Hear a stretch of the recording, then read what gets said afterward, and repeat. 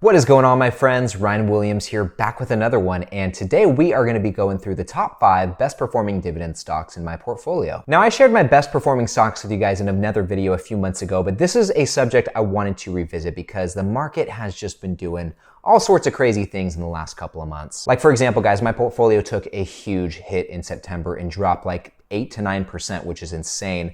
And then it kind of started to rebound in October, started to make its way back up. And with that, I wanted to see how these changes in my portfolio affected the lineup of my top 5 best performing stocks. So that is what we are going to be getting into today. And be sure to stick around until the end of this video today, guys, because later on, I'm going to be going through a couple questions you guys had for me in the comment section, and there's a couple of really good ones that you are just not going to want to miss. Anyway, before we get rocking and rolling, if you guys love buying dividend stocks every week, go ahead and give this video a big thumbs up. Also, leave me a comment below. Let me know what are the best performing stocks in your portfolio right now. I would be very curious to hear. Anyway, thank you so much for doing that. And now, without further ado, let's get into it.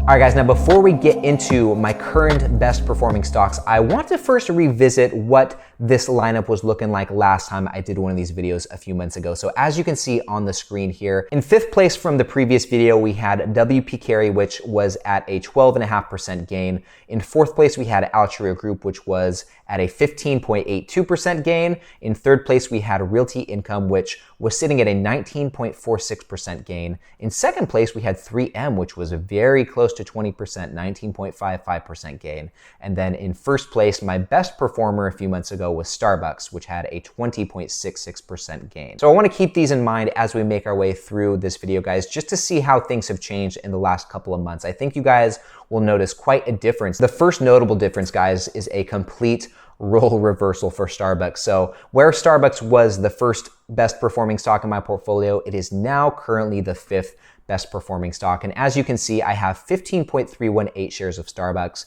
at an average cost per share of $96.13, which brings my total gain with this company to 15.93%. And since the last time we did one of these videos, it looks like I've lost about 5% of unrealized gain in Starbucks, which is not a big deal. I plan to hold this company for the rest of my life if I can help it. I really love Starbucks. It is honestly one of my favorite companies to invest in. And not only that, I'm a big coffee guy.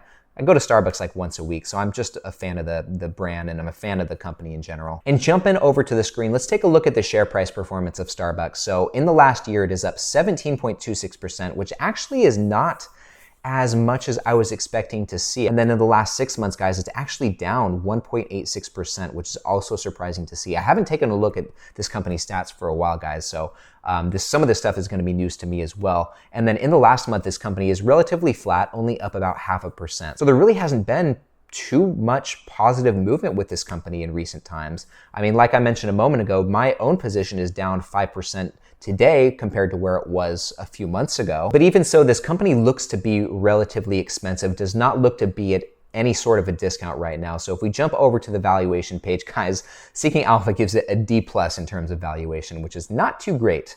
Not too great. And as you can see, Starbucks has a forward PE ratio of 32.44, which if we're looking for value, that's not a PE ratio we would like to see. And then scrolling down, guys, they don't have any sort of price to book measured, but their forward price to cash flow of 25.13 is also very, very expensive. Just as a rule of thumb for you guys, a good price to cash flow to look for, or the one that I look for, is somewhere in the single digits, and this is pretty far outside of that. And just me personally, guys, I am not currently contributing any money to Starbucks. I haven't done so in a long time, unfortunately, and that's just because it looks to be pretty expensive to me. If this was less than like $100 per share, I probably would buy back into it, because that's very close to my average cost per share, which was, what was it, like $96 and something cents. So I wouldn't mind buying it at that price, because that's pretty close to where I initially bought in at, guys. But anyway, let's take a look at the dividends and see what's going on there. So scrolling down, Starbucks has a forward dividend yield of 1.76, which is actually a pretty low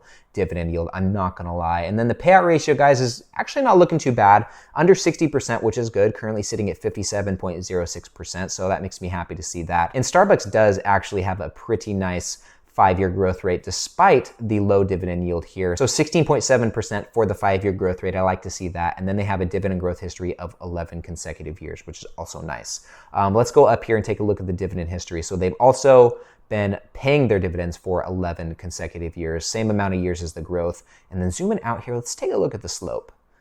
Yeah, that's going up at a pretty healthy rate. And now moving on to the fourth best performing stock in my portfolio, that is Main Street Capital Corporation. As you guys can see, I have 28.978 shares of Main Street Capital Corporation at an average cost per share of $39.20. And my position so far is up 17.1%. Now, Main Street Capital Corporation has done incredibly well in the last year, and they are up 48.16%. In the last 6 months, they're also doing pretty decent, up 13.19%. And it looks like a lot of that gain has come in the last 30 days where they are up 10.34%. They have just really been on a roll in the last 30 days. And with that said, let's take a look at this company's valuation. So Seeking Alpha gives it a B-, which is not too bad. They do have a forward PE ratio of 17.93, which actually is not too bad as well. It's under 20, which to me still looks pretty affordable, but this is almost 12% higher than this company's 5-year average PE ratio. So it is getting more expensive compared to where this company usually sits, which is something to keep in mind. And then scrolling down, they have a forward price to book of 1.89, which actually, guys, is pretty decent. You know, we've seen companies with much larger price to books than 1.89. So I'm actually pretty pleased to see this. And then they have a forward price to cash flow of 16.51, which I would prefer to see this in the single digits, but it is what it is. I guess that's why this company has a B- valuation, right? And then jumping over to the dividends page, guys, one thing I like about this company, which at the end of the day, it really doesn't make a huge difference, but this company is a monthly payer. So I do get a dividend payment from this company every month, which is cool. But as far as this company's dividend stats, they have a 5.49% forward dividend yield, which is on the higher end. Okay, that's pretty nice. And they have a payout ratio of close to 100%, but that is pretty normal to see with business development companies like this one. And then unfortunately, Main Street Capital Corporation has a pretty low 5-year growth rate of 2.62%. But I don't know how much stock I'm going to put into that, guys, because they really only have a dividend growth history of 2 years. So pretty much no dividend growth history. And these two numbers right here, guys, actually really these three, I wish were different. But like I said, the payout ratio, can't do anything about that. That's pretty symmetrical to what we could expect from a BDC. The 5-year growth rate though, I wish this was higher. And then I also wish they had more of a dividend growth history. Now, going over to the dividend history page, despite 2 years of growth, they do have 13 years of consecutive payments. So they are at least somewhat consistent in that regard. And we'll see what happens as time goes on with this company. I'm hoping they can continue to increase the dividend. All right, guys, and moving on to the third best performing stock in my portfolio, that is American States Water Company, ticker symbol AWR. And I have just over 10 shares of this company at an average cost per share of $79.09. And my total gain right now for this company is pretty nice, 17.7%. And going back over to the screen right here, guys, just taking a look at the share price performance of AWR. In the last year, they're up 17.69%. which is pretty decent, okay? And then in the last 6 months, they're up 18.36%, even more than in 1 year's time. And then in the last month, this company is actually doing pretty decent. A 5% gain in the last 30 days is pretty great.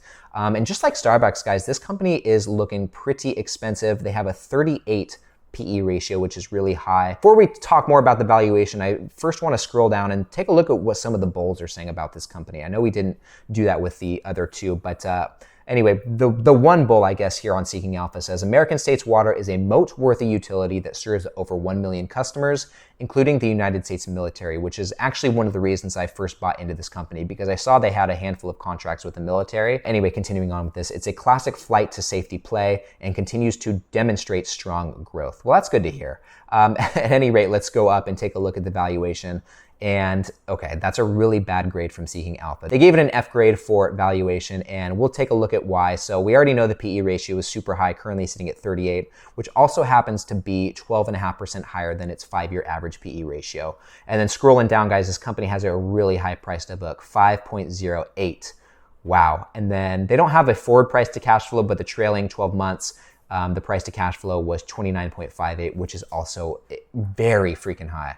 Okay, we want single digits, and this is nowhere near that, okay? Furthermore, guys, the price to book and the price to cash flow are way higher than the 5-year average. Price to book is 16.5% higher. Price to cash flow is 41, almost 42% higher than the company's 5-year average. So there's really no indication of affordability for this company.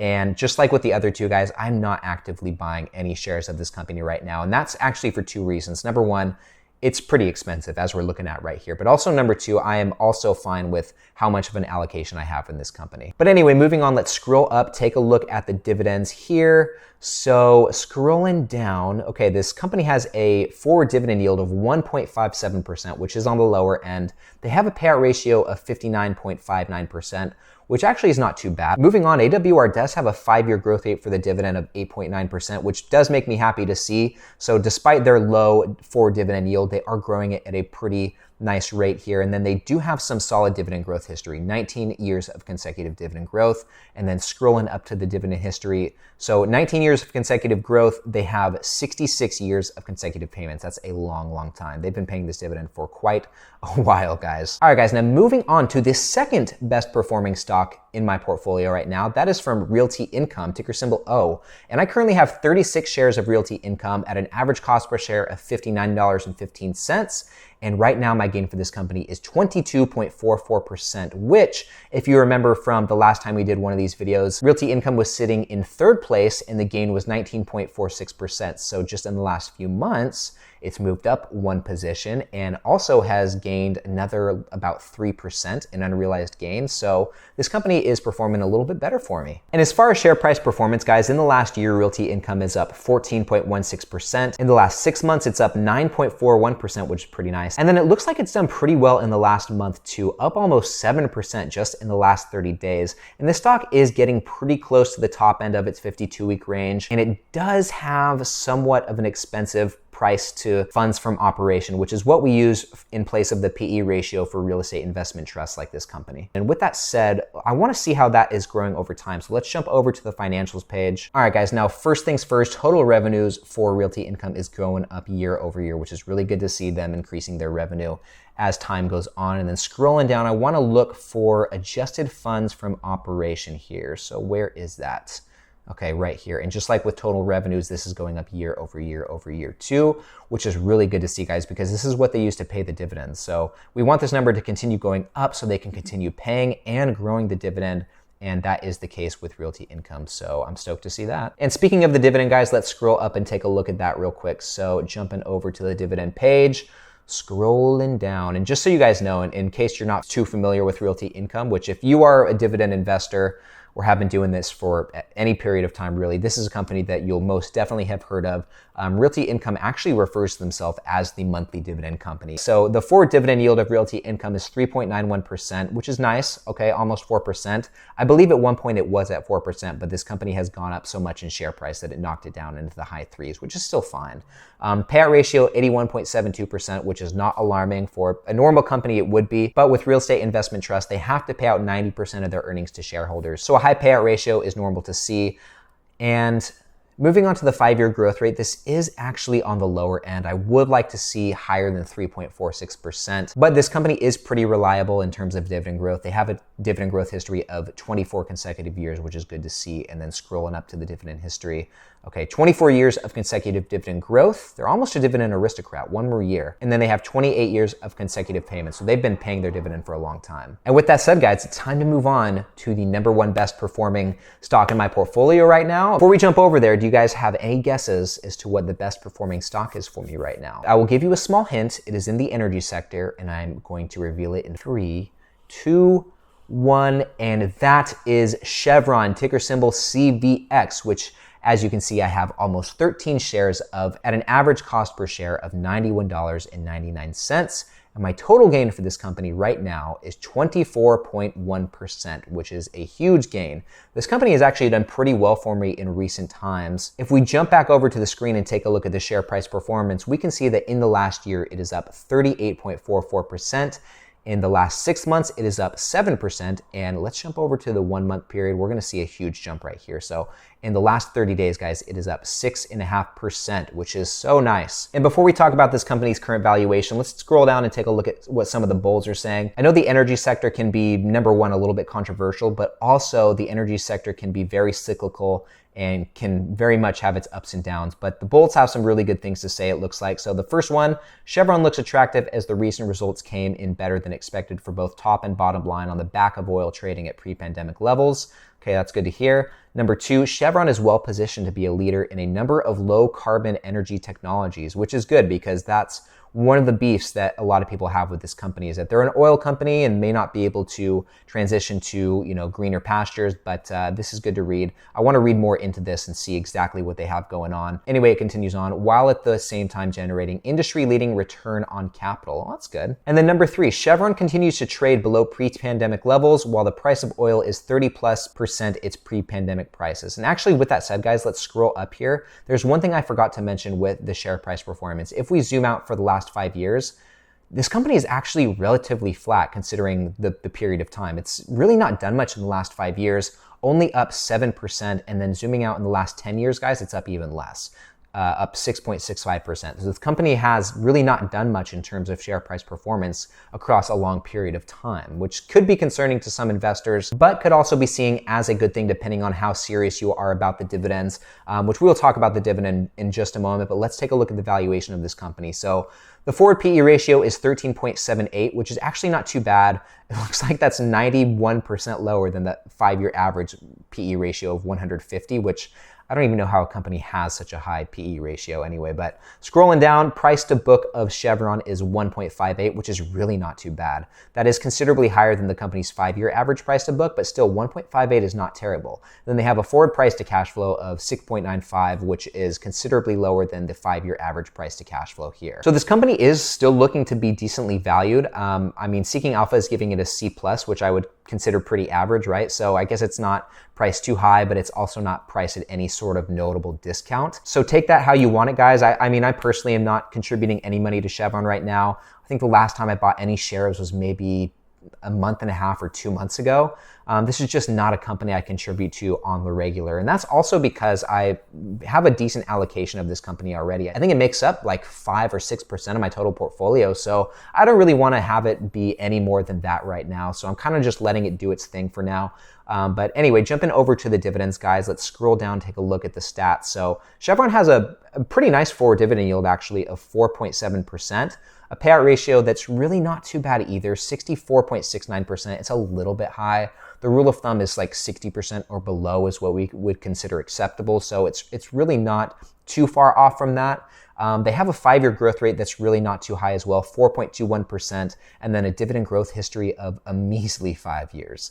Okay, let's go and take a look at the dividend history here. So despite 5 years of consecutive growth, they have 34 years of consecutive payments, which is nice to see. And then if we zoom out here, the slope's not looking too bad either, guys. Like since 2005 actually, or even 2004, the dividend really has grown a lot. It's basically tripled or quadrupled in the last 15 years. So that's not too bad. And all right, guys, those were the top 5 best performing dividend stocks in my portfolio. A good batch of stocks, if I do say so myself. There's a couple that I am actually surprised to see in the top 5 position. Like I'm very surprised to see Main Street Capital Corporation doing so well. I'm also pretty surprised to see my AWR position up so much. But Starbucks and Realty Income, I'm really not surprised to see those still in the top 5. Those have been doing really well for me on a consistent basis. At any rate, guys, now that we have gone through that, let's switch gears and get into the Q&A segment of this video. So the very first question comes from SaggyG72. I hope I pronounced that right. I probably did not. And this is a pretty long comment that they left, but I want to focus on this highlighted part because that's where the question is. And that reads, if a stock appreciates a lot,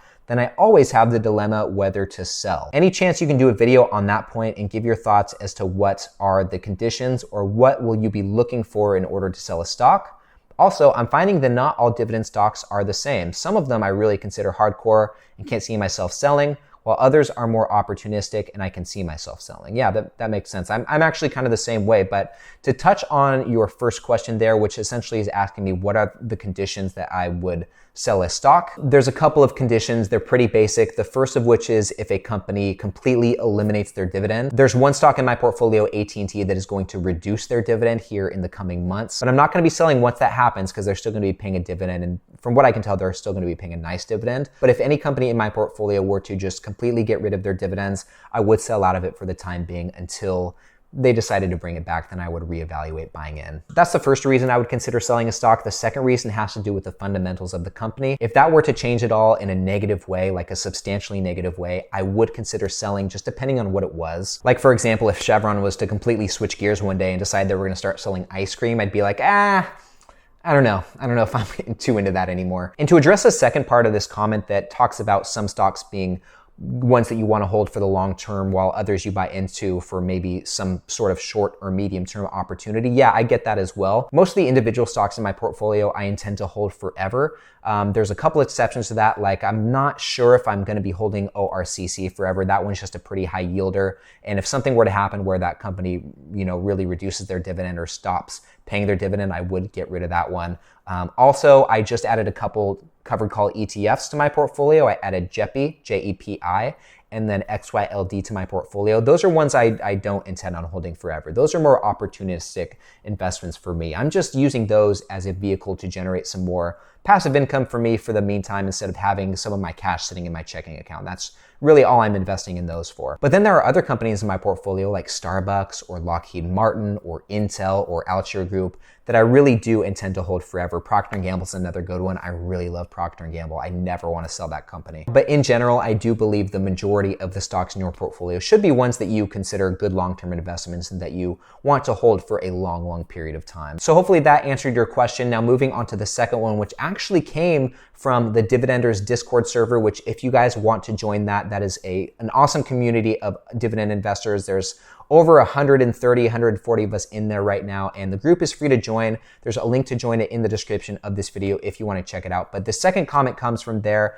comes from Big Ed 5111, who says, for some of these high stocks, is it a good idea to get 1 or 2 shares to get started? If that's what I can afford at the time, then build on them.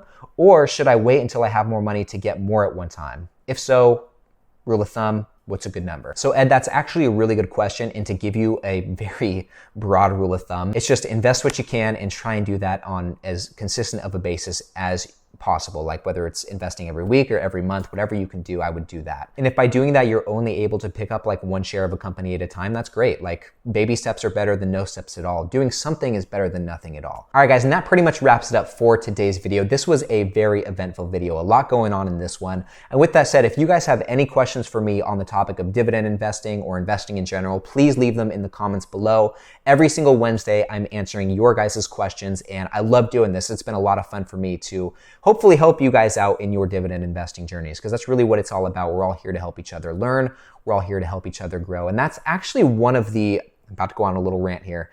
That is one of the things that I like best about dividend investing is there's really no competition involved. Okay, none of us have to step on each other's toes or do anything negative to get ahead of the game and further our own portfolios. It's really can be a collaborative hobby. I do consider it a hobby. But dividend investing is something that does take some time to really become familiar with and learn the ropes. I'm still learning them myself, learning something new every day. That's what it's all about. And it helps to have a positive community behind you and have someone to help show you the ropes and help guide you along the way. And hopefully by answering some of these questions in these videos, that does help you guys out. Like I said, I really enjoy doing them. So thank you for submitting them in the comments or wherever you ask these questions via email, whatever it is. Anyway, sorry about that, guys. My rant is over. And with that said, I'd like to remind you, leave me a comment below with all of your investing questions. I'm here to help. And also, guys, let me know what are the best performing dividend stocks in your portfolio. I'd be very curious to hear if we have any of the same ones. And last thing, before you click on to the next video, guys, if you have not done so already, please don't forget to leave a like, leave a thumbs up on this video. It would mean the world to me. Every single like, every single comment helps this video get pushed out to other investors here on YouTube, and I am really working hard to grow this channel. And with that said, guys, I will now get out of your hair. That's a wrap for me. But thank you once again so much for watching this video. I really appreciate it. Hope you guys have a great day, and I will see you in the next one.